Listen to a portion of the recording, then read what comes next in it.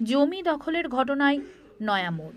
জমির মালিক পাচ্ছে না চাষের জমির দখল, সমস্ত বৈধ কাগজ থাকা সত্ত্বেও জোর করে জমিতে চাষ করতে চাইছে ভাগচাষী, এমনই অভিযোগ জমির মালিকের।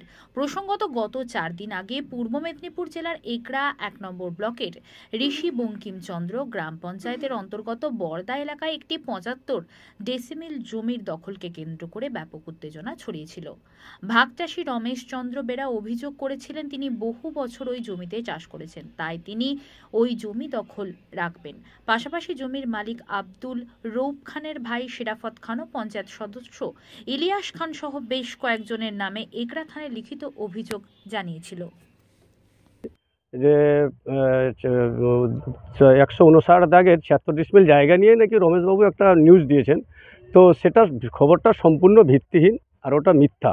কারণ হচ্ছে যে ওই জায়গাটা আমি দীর্ঘদিনের দলিল রেকর্ড দেখে জমিটা আমি কিনেছি। গত নভেম্বর 24 ডিসেম্বরে আমার নামে রেকর্ড হয় যথারীতি, এবং আমি সেটা চাষও করতে গেছি।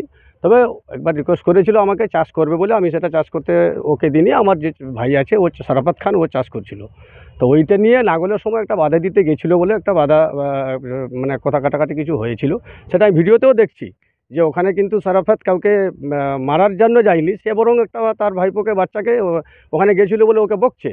তো যাক গিয়ে এইসব নিউজগুলো মানে এমনভাবে দিয়েছে বা এমনভাবে দেখাচ্ছে, এই জিনিসগুলোর কোনো ভিত্তিহীন। আর ওই ব্যক্তির নামে কোনো কাগজ নেই, কোনো দলিল নেই, কোনো রেকর্ড নেই, সম্পূর্ণ আমার। এবং আমি যে ব্যক্তির কাছ থেকে নিয়েছি ওনাদের 3 পিঁড়ির মানে ওর উপরের 3টা দলিল দেখে সম্পূর্ণভাবে আমি নিয়েছি।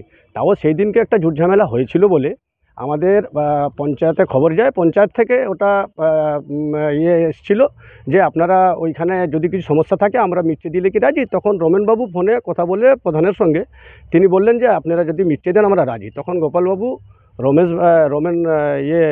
যোগেনবাবু আর অমিয় রাজ, এই 3 জনের নেতৃত্বে পুরো অঞ্চলে আমাদের পঞ্চায়েত অফিসে মানে সব সদস্যরা থেকে একটা মিউচুয়াল হয়ে গেছিলো। ওই ঝগড়াটি নিয়ে যা মিউচুয়াল হওয়ার হয়ে গিয়েছিলো সেটা সম্পূর্ণ শান্তিভাবে হয়ে চলে গেল। কিন্তু সেই দিন সন্ধ্যার সময় আবার 3:30টার সময় রমেশবাবু নাকি আবার ফোন করে যোগেনবাবুকে বলে যে না আমি এইটা মানছি না। তারপরে উনি এই নিউজে এই জিনিসটাকে আবার ভাইরাল করেছে। তো এগুলো সম্পূর্ণ ভিত্তিহীন, এইগুলো কিন্তু করাটা ঠিক নয়। কারণ হচ্ছে যে আজকে ইলেকট্রনিক মিডিয়া সত্যি সক্রিয়, সব জায়গায় এসে পৌঁছাচ্ছে। এটা ভালো যে সবটা সত্যিটা উদ্ঘাটন হোক। কিন্তু একটা কি সিগন্যাল দিয়েছে যে লাঠি যার জমি তার, কিন্তু কথাটা সম্পূর্ণ এখানে উল্টো। এখানে কিন্তু জমি যার যে চাষ করতে গেছে আর সে গেছে জবরদখলের জন্য, আর এখানে নিউজে দেখানো হচ্ছে যে জমি লাঠি যার জমি তার। এগুলো কিন্তু ঠিক নয়। আমরা চাইবো যে সত্যিটা যদি আপনারা পারেন দেখান, আর সত্যিটা উদ্ঘাটন হোক, সবাই দেখুন। অসুবিধা দেখি। আমার নাম আব্দুল রৌফ খান, বাড়ি আমাদের আমদেই, আমার বাড়ি আমদেই। তো জমিটা বরদা মৌজাতে, এবং তার পাশেই আমাদের অনেক জমি জায়গা কেনা আছে আগে থেকে, এখনও কিনেছি আমরা। আমরা এখানে হয়তো ঘর করার জন্য জমিটা কিনেছিলাম।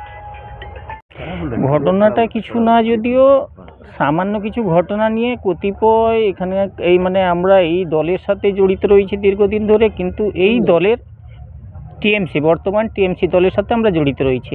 কিন্তু এই দলটা দীর্ঘদিনের দল, এখানে কাজ করি আমরা। কিন্তু এই দলে থেকে কতিপয় নেতার ব্যবহারে আমরা খুব অতৃপ্ত।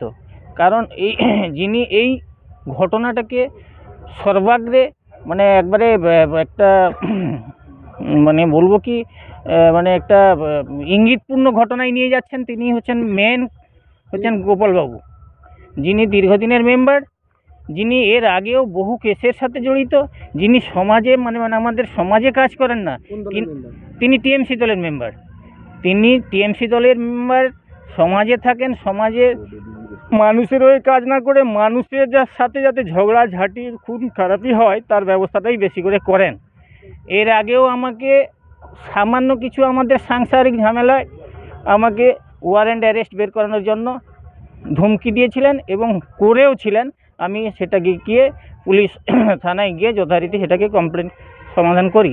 আর বর্তমানে যে কেসটা ঘটেছে রৌফ খান ভার্সাস রমেশ বেরা নিয়ে, ওটা কিছু না, ওটাকে সাজানো এবং এটাকে সাজানো মিথ্যাচার ঘটনা। এটা কিছু না, যার কাগজপত্র তিনি জমি পাওয়ার একমাত্র দাবিদার, অন্য কেউ নয়। আর মিথ্যা আমার নামে কেসও হয়ে গেছে। আমি